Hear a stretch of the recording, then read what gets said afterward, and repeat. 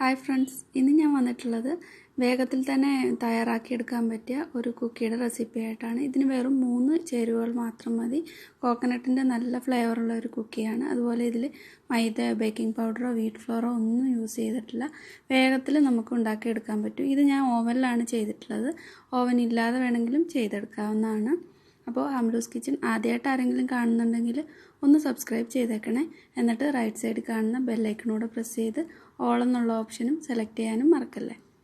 അപ്പോൾ ഈ ടേസ്റ്റി ആയിട്ട് ഈസി ആയിട്ട് ഉണ്ടാക്കാൻ പറ്റിയ കുക്കി എങ്ങനെയാണ് തയ്യാറാക്കുന്നതെന്ന് നോക്കാം. ഇതിനായിട്ട് ഞാനിവിടെ 1 കപ്പ് ഡെസിക്കേറ്റഡ് കോക്കനട്ട് എടുത്തിട്ടുണ്ട്.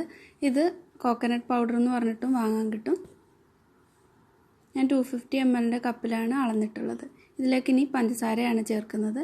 പൊടിക്കാതെയാണ്, ചെറിയ തരിയുള്ള പഞ്ചസാരയാണ് ചേർത്തിട്ടുള്ളത്. ഒരു 3-4 ടേബിൾ സ്പൂൺ ചേർക്കാം. ഞാനിവിടെ 3 ടേബിൾ സ്പൂണേ ചേർത്തിട്ടുള്ളൂ. അപ്പോൾ നല്ലൊരു മധുരം വേണമെന്നുണ്ടെങ്കിൽ 4 ടേബിൾ സ്പൂണൊക്കെ ചേർത്ത് കൊടുക്കാം.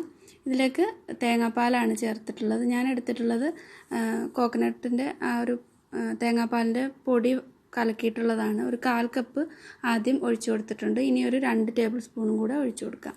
എന്നിട്ട് നന്നായിട്ടൊന്ന് പ്രസ് ചെയ്തിട്ടൊന്ന് മിക്സ് ചെയ്തെടുക്കാം.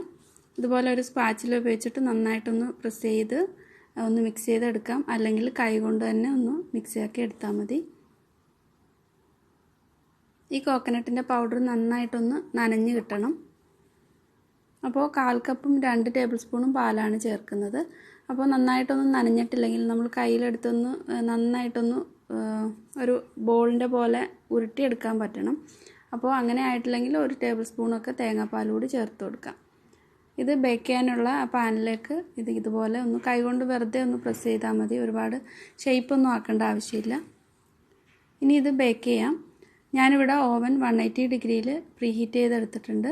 അപ്പോൾ ഓവൻ ഇല്ലാതെ വേണമെങ്കിലും ചെയ്തെടുക്കാം. 5 മിനിറ്റ് ബേക്ക് ചെയ്യുന്ന പാത്രം ഒന്ന് പ്രീഹീറ്റ് ചെയ്തിട്ട് അതിലേക്ക് വെച്ചിട്ട് ഒരു 15 മിനിറ്റ് വരെ ബേക്ക് ചെയ്തെടുത്താൽ മതി.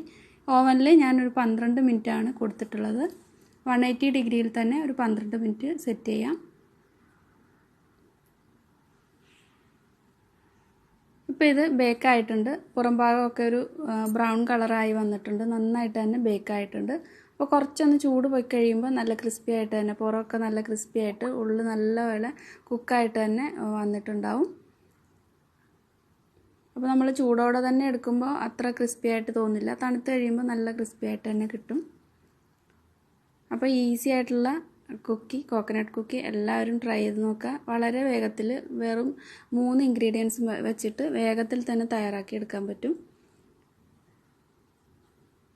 ഇതിൻ്റെ പുറം ഭാഗം നല്ല ക്രിസ്പിയും ഉള്ളു നല്ല സോഫ്റ്റുമാണ്. അപ്പോൾ കുറച്ചും കൂടെ കളർ വേണമെന്നുണ്ടെങ്കിൽ ഒരു 2-3 മിനിറ്റ് കൂടെ ബേക്ക് ചെയ്തെടുത്താൽ മതി. അപ്പോൾ ഈ വീഡിയോ ഇഷ്ടമായിട്ടുണ്ടെങ്കിൽ ലൈക്ക് ചെയ്യുക, ഷെയർ ചെയ്യുക. സബ്സ്ക്രൈബ് ചെയ്തിട്ടില്ലാത്തവർ സബ്സ്ക്രൈബ് ചെയ്യാനും മറക്കരുത്. Thank you.